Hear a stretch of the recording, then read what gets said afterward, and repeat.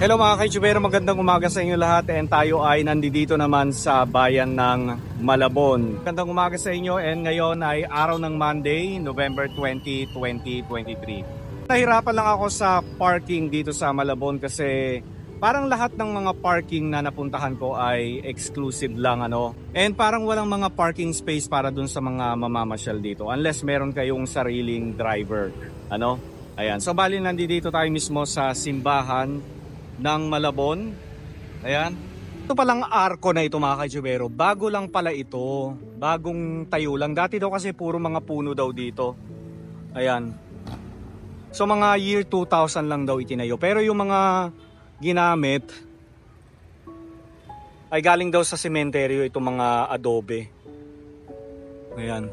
Para daw magmukhang luma itong arko ng simbahan ng San Bartolome.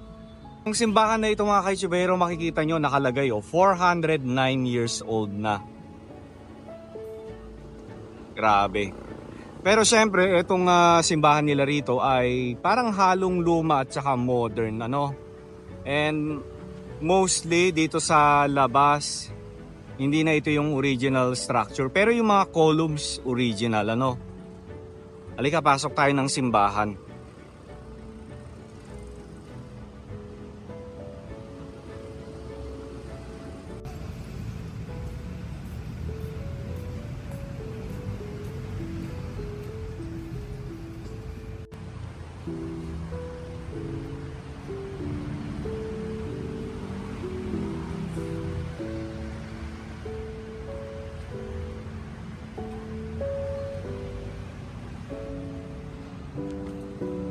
Wow, grabe ito mga ka-YouTubero.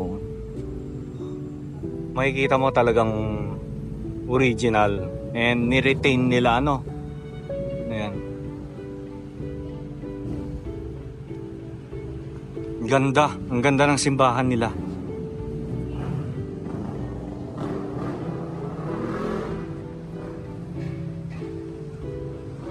Simbahan ng San Bartolome, itinatag bilang bisita ng Tondo noong May 21, 1599.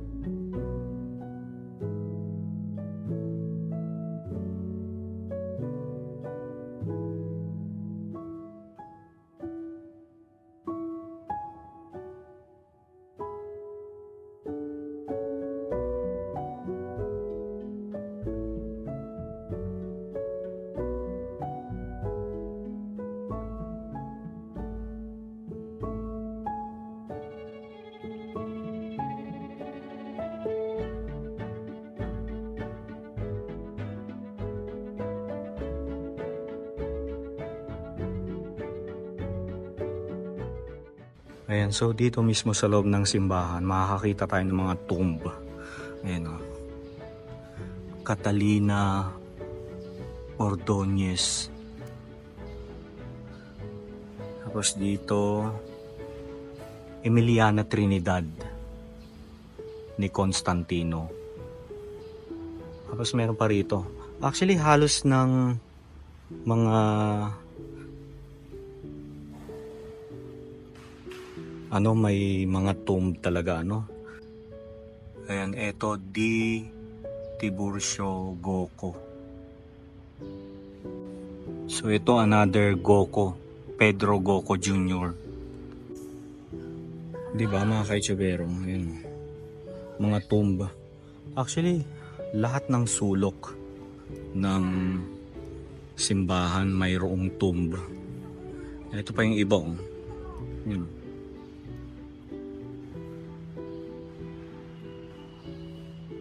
Rafaela Sevilla de Roldan, Leo Vehildo S. Roldan.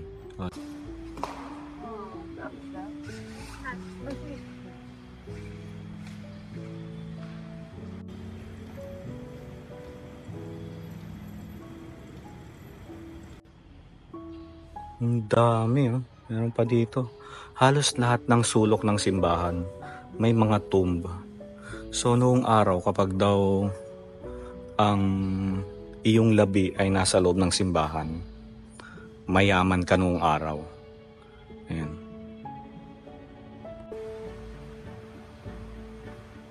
Napakaganda ng simbahan nila. Wala akong masay, kundi maganda. Okay, so palabas na tayo ng simbahan. Ngayon naman, tingin tayo ng mga lumang bahay dito sa Malabon. Okay, so dito na tayo sa likod ng simbahan dadaan. So baybayin natin ang kahabaan ng C. Arellano Street.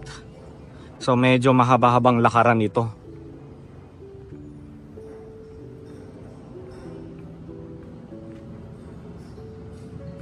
Okay, so ulitin ko lang, ito yung simbahan, tapos ito naman yung sementeryo, San Bartolome Catholic Cemetery. So halos katabing-katabi lang ng simbahan.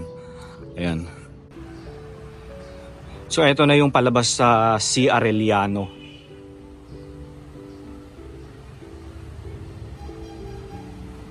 Sama lang kayo mga kaitsubero ha.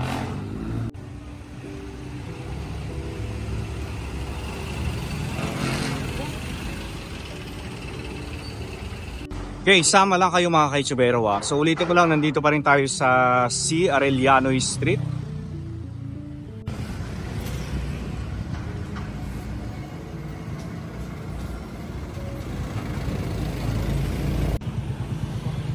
So wala na tayong madaanan kasi wala nang bangketa, Sakop na sakop na.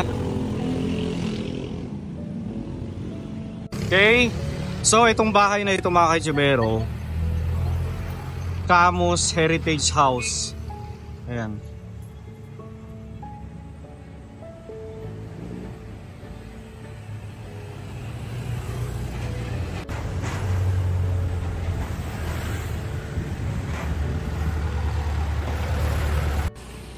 Okay, Camus Heritage House dito sa kahabaan ng C. Arellano Street. So diretso lang tayo. So ang susunod naman natin is ang Raimundo House.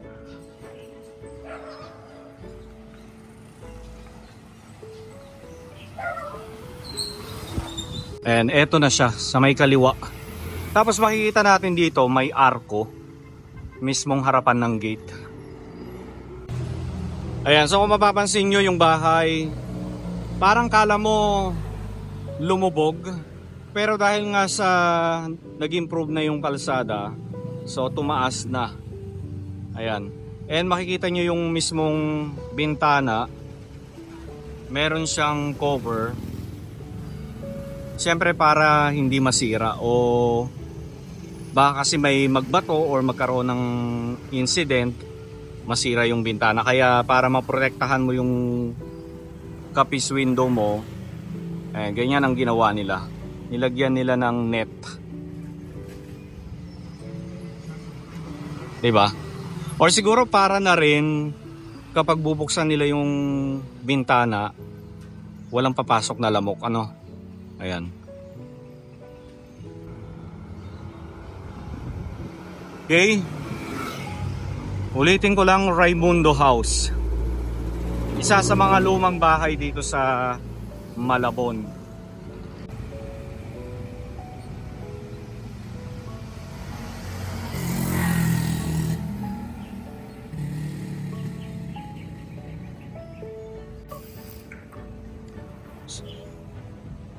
So dito may historical marker or information about sa house. So itinayo sa 1861. Ayan.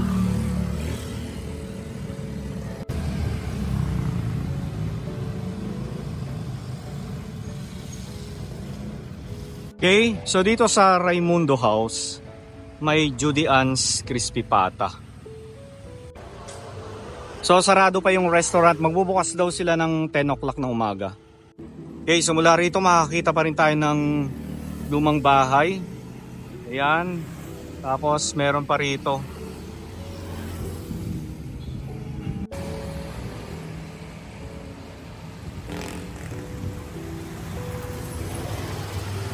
So hindi natin masyadong aninag yung isang bahay.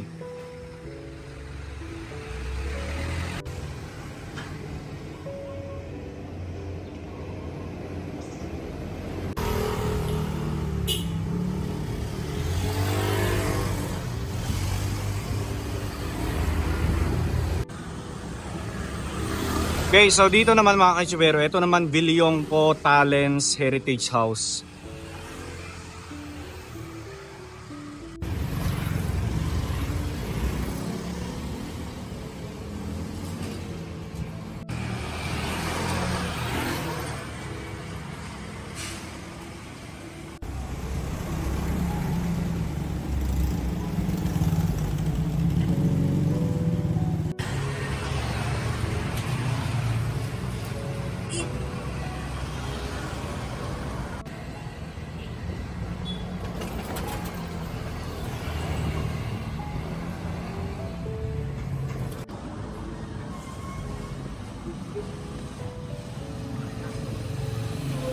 Matanda.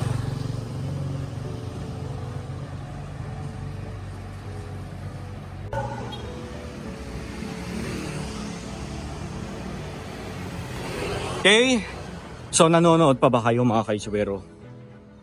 Sana hindi kayo nag-i-skip ano.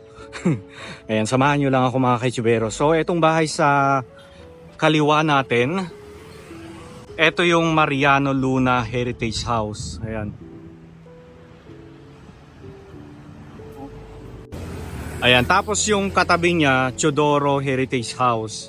Tapos dito naman, Gonzales Heritage House naman. So dito muna tayo sa Gonzales. So eto mga kaitsubero, makikita nyo talagang well preserved. Makikita mo talagang inaalagaan. Ano? Ibang iba talaga yung mga bahay na inaalagaan ng mga nagmana.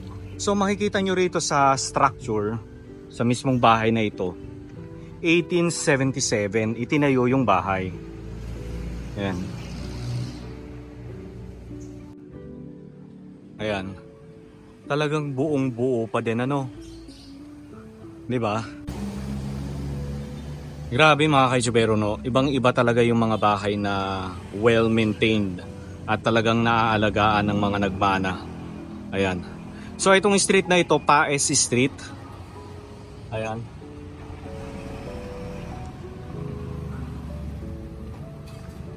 So ulitin ko lang, yan yung Mariano Heritage House.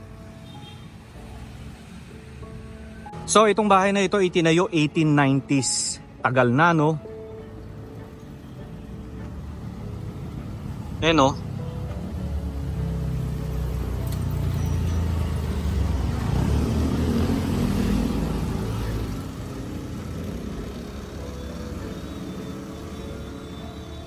Grabe. Ibang-iba talaga yung mga bahay noong araw, ano, at saka talagang napaka-metikuloso nila. Pagdating sa disenyo ng pagdating sa kanilang bahay, 'di ba? And sabi nila, makikita mo raw yung personalidad ng isang may-ari ng bahay sa mismong disenyo ng bahay. Ayan. Okay? So mukhang bodega na lang itong bahay na ito kasi sa baba, maraming mga kagamitan na nakatambak. Hindi naman siya gamit ng bahay, parang gamit sa construction.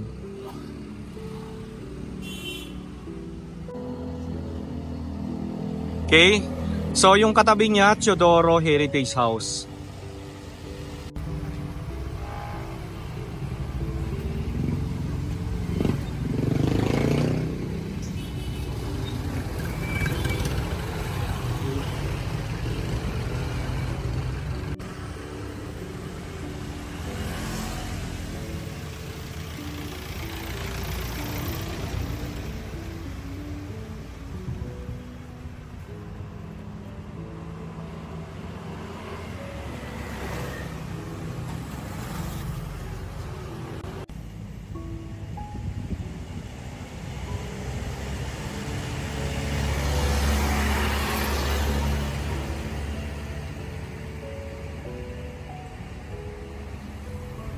Okay, ulitin lang natin, Mariano Luna, Teodoro Luna. Grabe, ang gagandang mga lumang bahay. Ayan. Okay, so doon tayo galing. So, grabe, hile-hilera pala yung mga lumang bahay dito, ano. Eto pa, oh.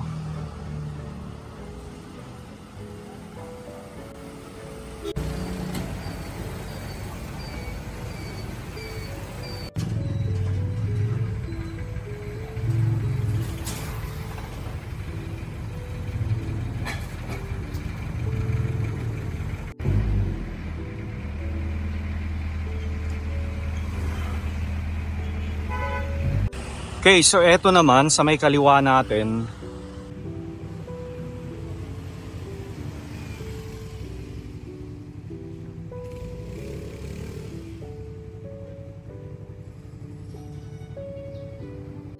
Okay, so ulitin ko lang, Don Benito Cruz y de Dios Heritage House. Tapos eto naman, Don Ignacio Heritage House. Yun. Halos magkakatabi na sila. David Ignacio Heritage House.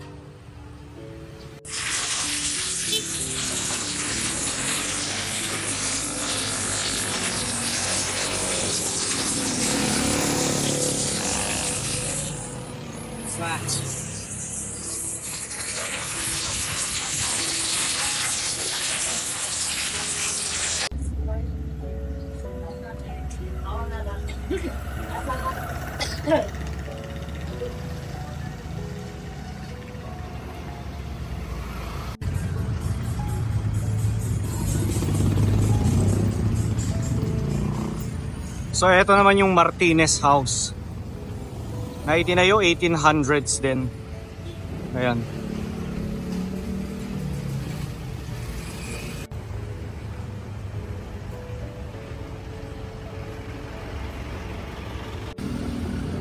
Okay, Martinez Heritage House.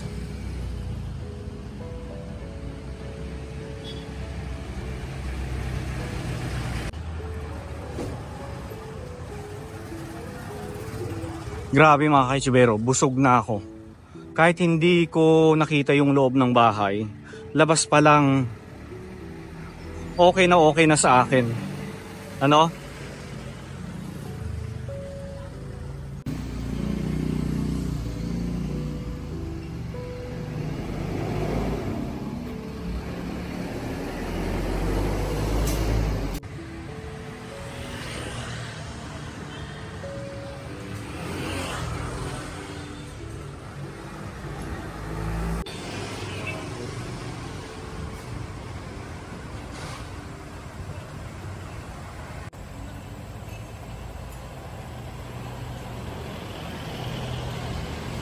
Okay, so eto na yung pinakadulo ng C. Arellano Street ngayon, kaya abangan nyo ang ating part 2 sa General Lunay Street. Sa mga bago lamang dito sa aking channel at nagustuhan nyo naman itong ganitong klase ng vlog, please don't forget to like, share, and subscribe.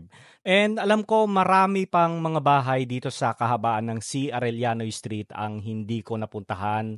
Pero kung meron kayong alam, please comment below para malay nyo mabalikan natin in the future.